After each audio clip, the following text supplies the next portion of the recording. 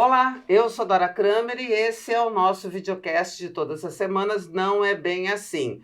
Aqui nessa roda a gente discute os assuntos mais importantes com Marcelo Madureira, Márcio Fortes e Pedro Paulo Magalhães. E euzinha que estou aqui. Essa semana, o assunto não pode ser outro, né? A manifestação de domingo passado em favor do Bolsonaro. E a gente vai dividir o assunto assim, o que aconteceu antes? Como é que foi a manifestação, ou seja, o durante, e depois, quais são as consequências dessa história? Isso melhora a vida do Bolsonaro ou não melhora, ou piora, tá? E você fica aí porque o programa vai começar.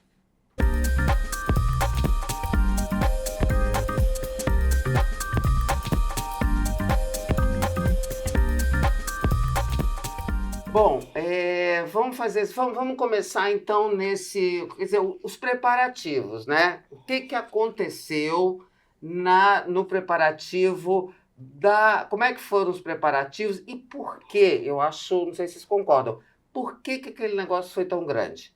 Se havia um receio, ou pelo menos uma torcida, dependendo do ponto de vista, para que a coisa flopasse, porque as pessoas, em tese, teriam medo do Alexandre de Moraes. Olha, de ir para a rua. O que você acha? A primeira constatação, que qualquer pessoa sensata, você não agride os fatos. Não sei se tinha 185 mil ou 750 mil. Tinha gente pra caramba. Então, foi uma amostra de que a extrema-direita ela está viva, organizada, não respira por aparelhos. Vamos incluir a direita, não só a extrema, ali não tinha só a extrema-direita, acho. Havia setores digamos assim, do centro-direita, mas aí a gente pode falar no durante, tá. Que eu acho que alguns setores estavam ali até meio constrangidos. Mas o fato, antes, mostra a capacidade que setores da direita mais radicais têm de mobilizar os seus simpatizantes, apoiadores ou o que mais, para fazer uma manifestação relevante. Então, para os democratas desse país, esse é um aviso e é um sinal que tem que ser estudado com muita atenção. Fala aí, Pedro Paulo. Eu acho que a questão anterior é que a gente sabe que vinha acontecendo um processo, né, de que o bolsonarismo e essa fatia da direita, né, que é o bolsonarismo, que é a mais expressiva dela, estava um pouco acuada, né, por todo o processo que vem acontecendo de investigação com eles e tudo mais. Então existia um medo, né, dessa história toda e esse ato foi um ato para fazer um contraponto, né? Quer dizer, então a ideia de fazer um contraponto era o que estava mobilizando anteriormente esse ato. Eu acho que teve uma ajuda, um auxílio luxuoso do Lula, né? Porque a gente até vê as bandeiras de Israel na manifestação mostram que isso teve efeito, né? Quer dizer, que teve um efeito aglutinador aí de excitar esses manifestantes, né? Então, não dá para dizer quanto isso teve de importância, de quanto desses milhares que foram para lá foram por causa disso, mas isso de fato aconteceu. E, desde o início, se sabia que era um ato para poder medir força, né? Para mostrar, eu existo, eu não estou morto, apesar de toda a investigação do golpe, tudo que está acontecendo, das medidas judiciais ou de inquérito, né, que foram feitas com o Bolsonaro, com diversos militantes, né, da causa extrema lá do Bolsonaro, quer dizer, próximos a ele, isso, independente disso, a força de se colocar publicamente foi claramente um objeto de contrapor a essa situação toda. E acho que nesse aspecto, se a gente for falar do durante, parece que era sucesso. Por que foi tão grande? Que tem a ver ainda com antes, né? O que acontece antes para ser tão grande? Primeiro, a convocação foi bem feita e tal, aquela coisa bolsonarista. Só que a gente, até voltando às eleições de 2022, uma boa parte dos participantes não é que seja bolsonarista. É de direita nos costumes, é liberal na economia. Muita gente que gosta do Bolsonaro, ou afirma que é a favor do Bolsonaro, não é a favor dele. Está se lembrando do Paulo Guedes, aquelas coisas liberais, aqueles troços assim na economia. Muitos estão se lembrando, e isso ficou claro também com a participação do pastor Silas Malafaia e do seu discurso, este sim, agressivo, lá naquele palanque, é da lembrança dos costumes tradicionais. Os conservadores brasileiros estavam lá, em parte, não para apoiar o Bolsonaro, mas para pedir que o país inteiro, não só o governo, se movesse na direção que eles consideram correta. Proibir o aborto, essas coisas, esses temas dos costumes brasileiros. E muito ajudados, não é pelo desastre do Lula em relação à questão Israel versus Hamas, não. É por todo o contexto de frustração daqueles que elegeram Lula sem ser petistas e que são, talvez, a maioria, dos que não sendo petistas votaram no Lula, com os rumos do governo dele. Quer dizer, o Lula não foi eleito para fazer o governo que está fazendo. Ele foi eleito para se contrapor ao governo do Bolsonaro, e não em nome da pessoa dele, mas a um pensamento amplo. Você está dizendo que não tinha só bolsonarista Não. lá na Avenida Paulista, Não, certo? não tinha só bolsonarista, uma boa parte era de direita, sem ser bolsonarista, por várias razões, e uma boa parte não era nem de direita. Estava lá para protestar contra o governo Lula. Quer dizer, não estou gostando desse governo, vou aí para ajudar esse negócio todo. A tal da Marcha da Família, que alguém lembrou que aparecia, aquela de 1964, você se lembra? Marcha da Família com Deus pela Liberdade. Pois é, aquilo lá, só para comparar, era contra o Jango. Acabou. Entendeu? Era para tirar o Jango do governo. Essa agora não foi para tirar o Lula do governo. Foi para dizer ele, ó, seu Lula, você está governando... Abre teu olho. Abre teu olho. Eu não sei, eu não sei se o tom que eu Já vejo da manifestação... já estamos passando por Durante aqui, Não. tá? Já O viram? tom que eu vejo tá certo, de alguma forma, o Já resultado aqui, do que ela o foi. que aconteceu Eu ali? não acho que a convocação, o antes tem esse aspecto de vamos contestar contra o governo Lula, Márcio. Eu, sei lá, não vi isso explicitamente, não existe. Não foi feito assim. Foi o Bolsonaro que convocou, com cuidado de ser uma manifestação sem faixas, que não agredisse e que fosse bem comportada. Esse é o recado do Bolsonaro, é o seguinte, tem que ser bem comportada essa manifestação. Esse foi o recado. Então, com E essa convocação... que sucedeu-se dessa forma, inclusive. Né? Não te cortando, e justamente, quer dizer, quando ele convoca para uma manifestação bem comportada, ele atrai pessoas que não são da roda, são do aplauso dele.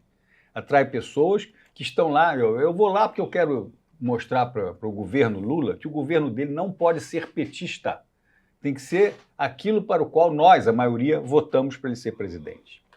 Sabe o que eu acho? Aí eu tendo a concordar, eu também pensei nisso. Tem gente ali que não é necessariamente, porque há algumas análises dizendo, não, só tinha malucão lá, não.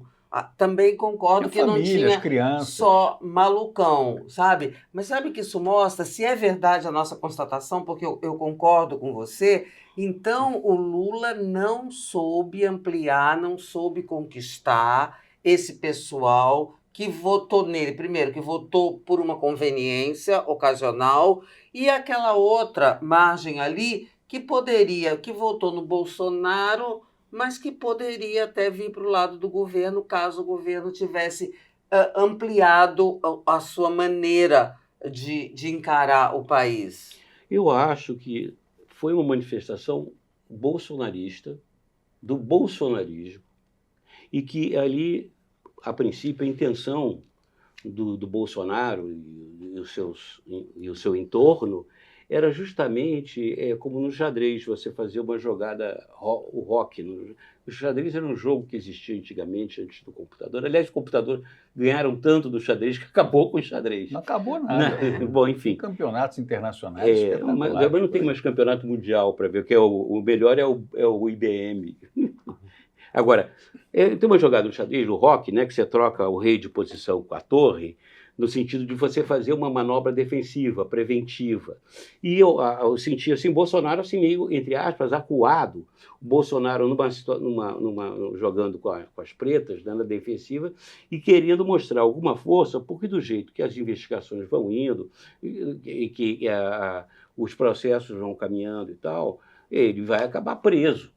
Ele deve acabar preso. Né? E ele tinha que, de alguma maneira, mostrar, né, uma capacidade de reação.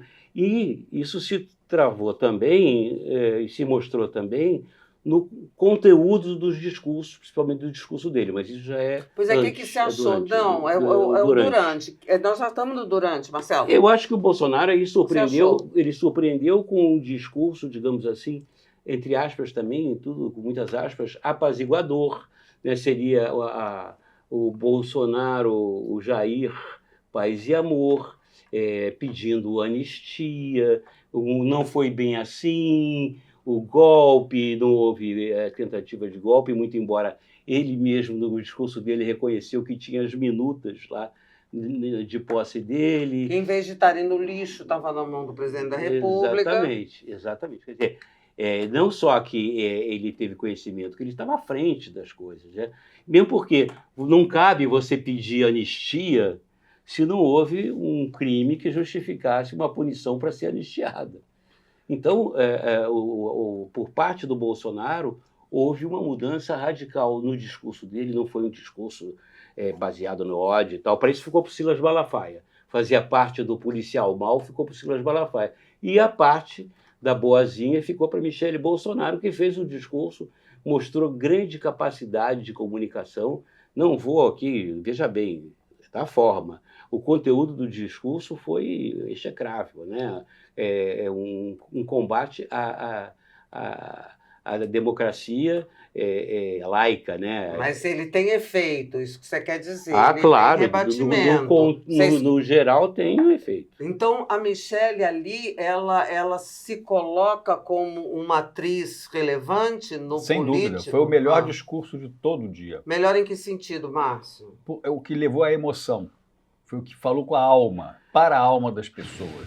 Falou que o país não pode esquecer que existe Deus, existe Cristo, alguma coisa que domina todos nós, etc, etc. Ele levou o assunto para um plano diferente, com técnica e com boa fluência e com boa postura, entendeu? Ela fala melhor que o marido, isso a gente já sabe. Era a também pergunta não é que eu ia lançar aqui, vocês acham que ela... não é difícil ser melhor que o marido, tá certo, pergunta irrelevante. Mas, enfim, daí a manifestação toda não foi pró-Bolsonaro. Quer dizer, como falou o Marcelo, ele estava jogando com as pretas, que estava na defesa. Muito bem. Então, estando na defesa, ele apelou para o judiciário e para o Congresso fazer uma lei de anistia. A anistia no Brasil só houve até hoje, não sei se houve alguma outra pouco relevante, para militares.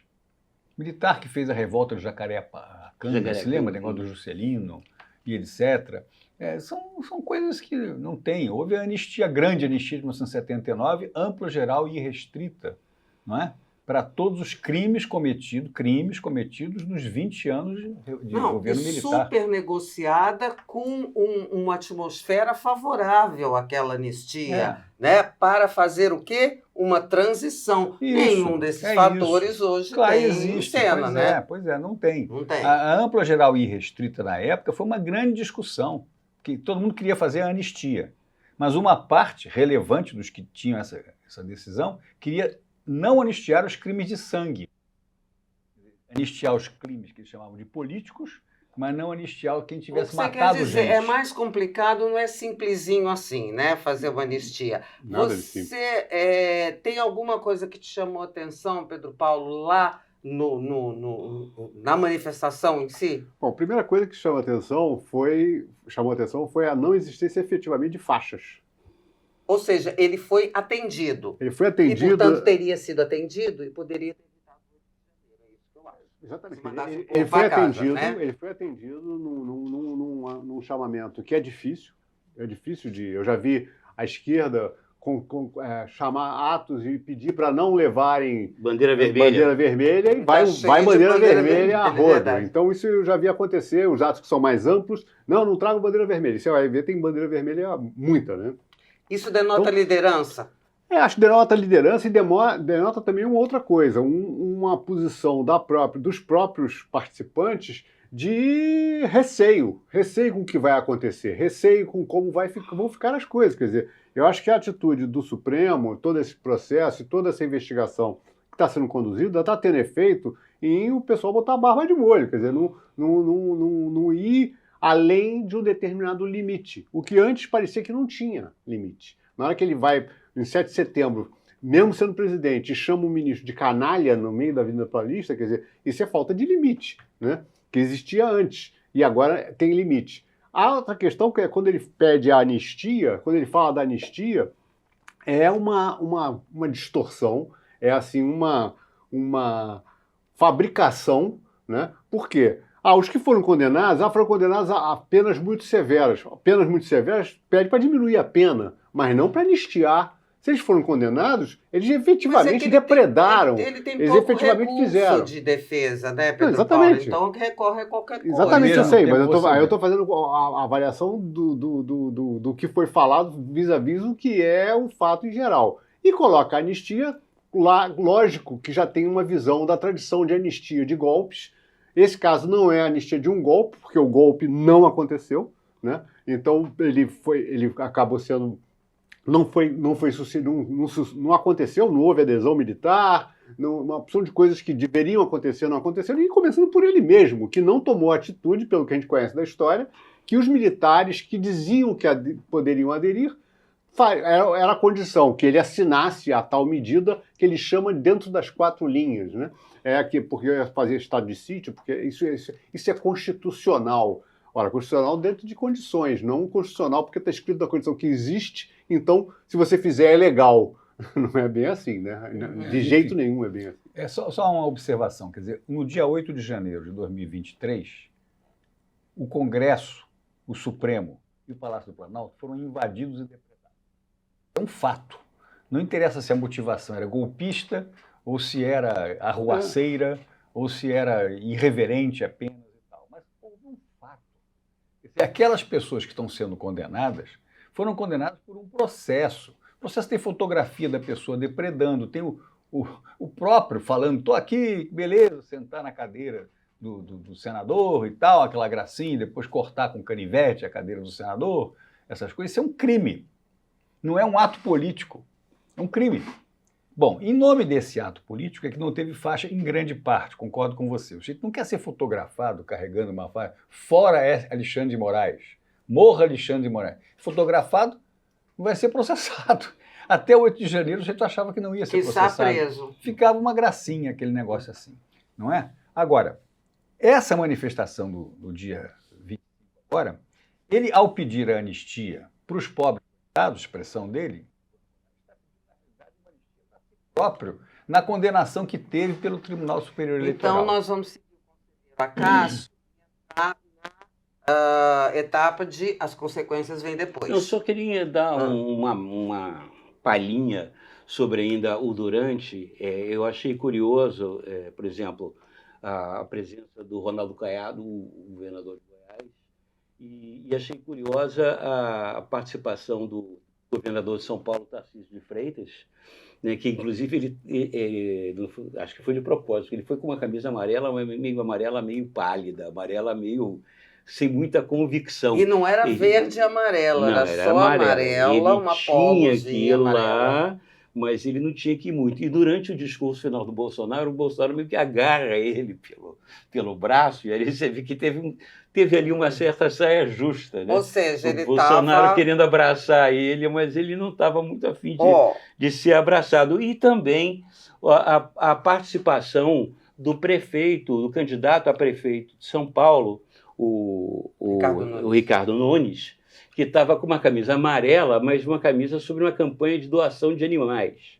Não é, eu não sei se essa mensagem, né? Camisa amarela, mas doação de animais, não sei o que era o animal. E essa timidez, Marcelo, ela claro que tem objetivos, finalidades ou sentido eleitoral. Antes de ir para a consequência vem depois, eu vou pedir, aí não vou deixar para o Marcelo, não, vou pedir logo aqui, bem rapidamente, para você dar o seu like, nos acompanhar em todas, se inscrever e nos acompanhar em compartilhar todas as... também, compartilhar, né? É compartilhar importante. Com os amigos. A Marcela que sabe desse detalhe, Não. mas é porque tem tanta coisa para comentar desse assunto que eu estava querendo dar uma certa rapidez, embora tenha super importante esse detalhe de você, não é detalhe nenhum, não, de você compartilhar, se inscrever e nos acompanhar. Olha só, as consequências, tem O que vai acontecer agora? Esse ato tem rebatimento em alguma decisão da Justiça?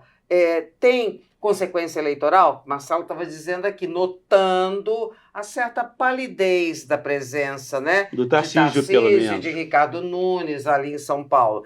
Essa anistia tem chance de prosperar? Eu não sei, eu anotei aqui esses 3 aspectos em matéria de a gente analisar o que vem depois. Não sei se vocês concordam. Bom, olha aqui, a anistia primeiro que é mais fácil, né? O pretenso projeto de lei de anistia dos pobres coitados.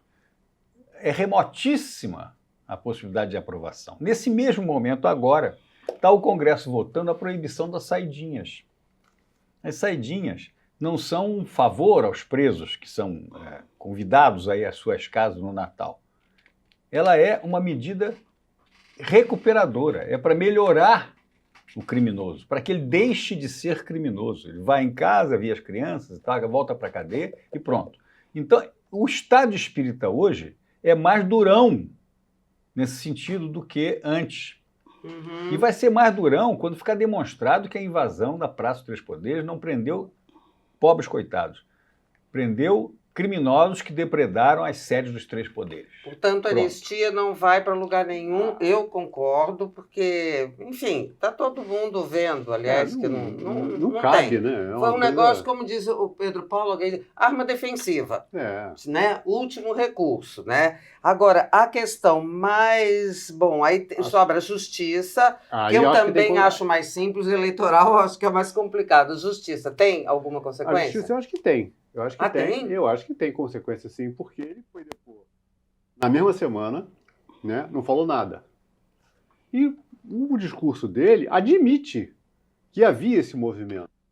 Não consequências para o bem dele. Não, acho que é o contrário, para o mal. Quer dizer, ele não declara num depoimento a justiça nada, se cala, mas fala coisas no discurso dele que, de certa forma, está admitindo que esse movimento, que existia a minuta, quer dizer, e a minuta foi achada no gabinete dele, do PL. Quer dizer, além do Anderson Torres, além das delações do Mauro Cid, agora aparece uma minuta no gabinete dele. E ele fala que, não, isso não tem nada demais, isso é uma minuta de um ato constitucional, quer dizer, que defendendo, falando que existia, mas admitindo que o movimento no aconteceu. Contexto, a Polícia Federal pode cotejar aí. Agora, vocês acham que... Marcelo, esse aspecto ainda da justiça, claro que ele tenta fazer isso não para ter uma consequência para o mal, mas para o bem. Tem algum?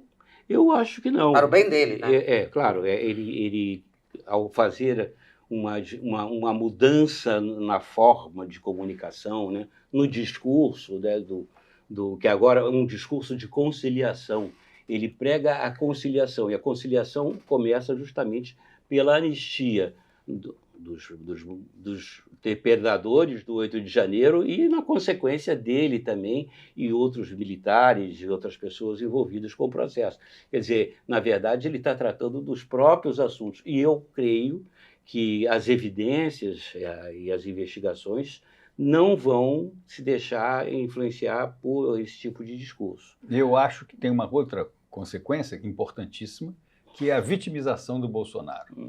Quer dizer, se ele não é atendido no projeto de lei de anistia, se não refrescam os depoimentos dele, que ficou silente, mas os documentos estão lá e tal coisa, não fala nada, o próximo passo é alegar a vitimização. Quer dizer, eu não fiz nada, não assinei papel nenhum e continuo me perseguindo por isso. Isso é vitimizar, quer dizer, ele passa a ser ele o coitadinho, os pobres coitados que ele defende passa a ser ele mesmo. Mas o Supremo vai se emocionar com isso? Não, o Supremo não, mas a opinião pública pode. E aí então entramos no aspecto eleitoral da coisa. E acho também que o judiciário, em grande parte, sempre, são todos seres humanos, é movido a detalhes de opinião pública.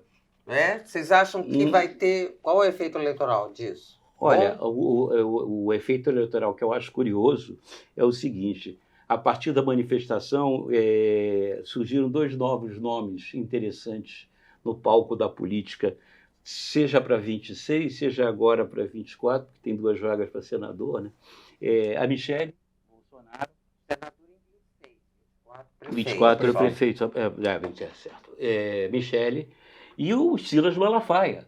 O Silas Malafaia, de certa forma, se lançou ali politicamente, não sei para quê. Agora, a Michele Bolsonaro se mostra uma potencial candidata no lugar do seu marido Jair Bolsonaro. Agora, imagina, o Bolsonaro, que é um sujeito machista, né, misógino, e aquele discurso todo que a gente conhece, ter que engolir a candidatura da mulher. Mulher que, teoricamente, segundo a visão dele, ele manda, né? Ele manda, faz e desfaz, a mulher faz... Mulher Isso que para ele... originalmente era funcionária do gabinete dele de deputado, olha só. Ele engoliu um sapo a raiz do tamanho de um sapo cururu, porque fica uma coisa gigante para o Bolsonaro. E outra coisa da consequência que eu acho curiosa é que você vê, enquanto o Lula viaja pelo mundo, eu não sei bem atrás do que, no que ele pretende com essas viagens e essas travessias da África, o Bolsonaro, aqui dentro do Brasil, faz barba, cabelo e bigode da vida paulista. Essa é que é a verdade. O que o Lula vai fazer aqui dentro? Ele quase que tirou o Lula do cenário político, do palco da política. Da semana foi. Sim. Da semana, se não é Israel e o Lula de novo ficar dizendo, acabou de falar de novo, o Lula estava fora, só falou do Bolsonaro. Pô, bem pensado, companheiro. Agora, para a polarização, que a gente tenta entender como é que ela perdura, eu acho que acirra, né? Acho que aumenta, esquenta, reesquenta. Porque o lado adversário do governo veio, veio e fez uma manifestação. Daí a presença do governador Ronaldo Caiado lá, por exemplo. O governador Tarcísio de Freitas tem até uma explicação. Ele era o governador de São Paulo, anfitrião. Mas o Ronaldo Caiado, quer dizer, como o Bolsonaro é inelegível pelo TSE, o espólio, aquele que estava lá na Avenida Paulista, vai escolher um outro candidato que represente o Bolsonaro. A mulher é mais fácil. Nós tivemos aqui a Rosinha Garotinho, depois do marido. Existe esse fato. Por que a Rosinha Garotinho foi eleita? Porque era a mulher do Garotinho que estava saindo do governo. Então, a Dilma Rousseff era mulher também, não por isso, mas foi escolhida candidata, em parte porque era mulher, lá atrás. Como em parte? Também não só, porque era mulher, porque o Lula achava que era coisa nenhuma, que vinha em seguida Pronto, mas enfim, daí você tem daqui para frente um calendário político eleitoral. O primeiro é esse ano. Daí o prefeito Ricardo Nunes estava lá. Ele também era anfitrião, mas não é porque era anfitrião que ele estava lá, não. Ele estava querendo tirar uma casquinha de votos para si próprio na reeleição em São Paulo, no momento em que o candidato lulista, que é o Boulos, está um pouquinho à frente nas pesquisas existentes. 1 ponto percentual. Um tiquinho. Empate. Mas em eleição majoritária, numa capital como São Paulo, de repercussão nacional, não há coisa mais importante esse ano na política do que a eleição para a capital de São Paulo. Porque lá está o lulismo com o Boulos e o bolsonarismo disfarçado com o Ricardo Nunes, por as suas várias tendências, que são o Centrão e outras coisas lá, originalmente do MDB. Então, esse fato eleitoral vai medir um pouco o comportamento mais importante de todos, que é para 26. Que aí sim você tem razão. Serão em 26 eleitos 2 senadores por estado, não sei quantos deputados no total, 513 deputados, com um total de alguma coisa como 10 a 20 mil candidaturas pelo país afora, lá em 26. Agora mais para vereadores. E a gente já comentou aqui que a eleição de vereadores é a base para a eleição de deputados federais depois.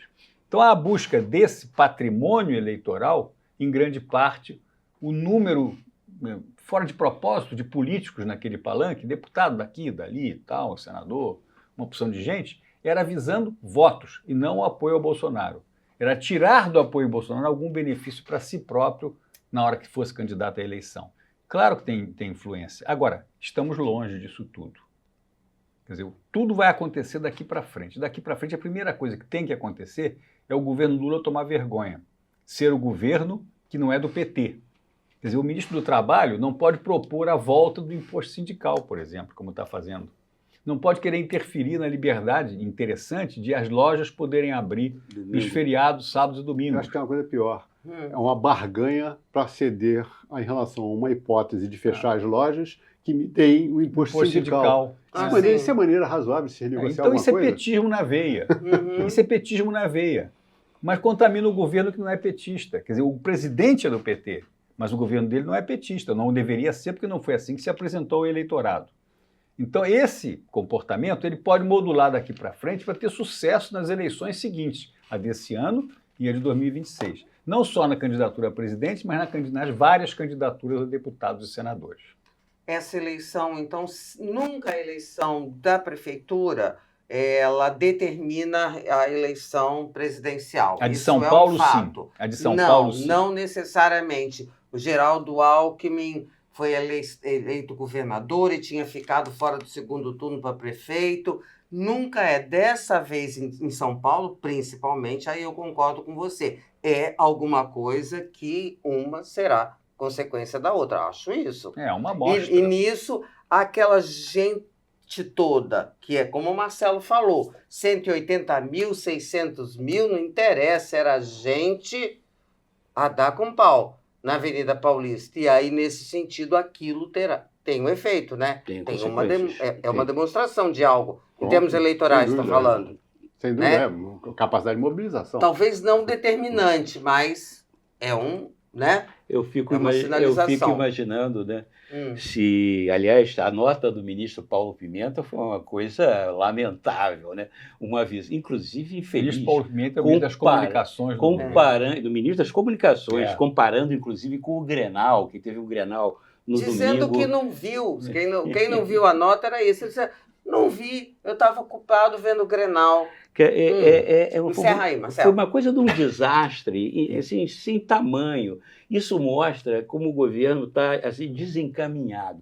Porque, digamos assim, tivesse uma ideia de Jerico, vamos fazer, então, agora uma manifestação, né, contrária. Nós, esquerda, nós, governo. Não tem bandeira, não tem motivo, não tem capacidade de articulação, não tem nada. Não vai acontecer nada. Portanto, não vamos fazer, né? Que é para não. Claro que para não fazer fiasco. É verdade. Olha, Pedro Paulo. Não. Quer falar alguma coisinha antes da gente terminar? Só que, como a gente fala aqui, que os cabos eleitorais têm uma influência muito grande, por isso a eleição de prefeito tem essa importância, de vereadores e tudo mais. Imagina esses 200 mil, 185 mil ou 750, que capacidade que tem de levar para frente as coisas. Se se mobilizaram para ir até a Paulista, devem falar bastante por outro lado, né? Então acho que a gente tem que prestar atenção nisso. Nós e o governo. Agora, a gente vai ficando por aqui, porque já deu a nossa hora. E, bom, mais uma vez te convidando para nos acompanhar, para compartilhar essas nossas discussões, essa nossa conversa de toda semana. Por hoje, a gente fica aqui. Tchau.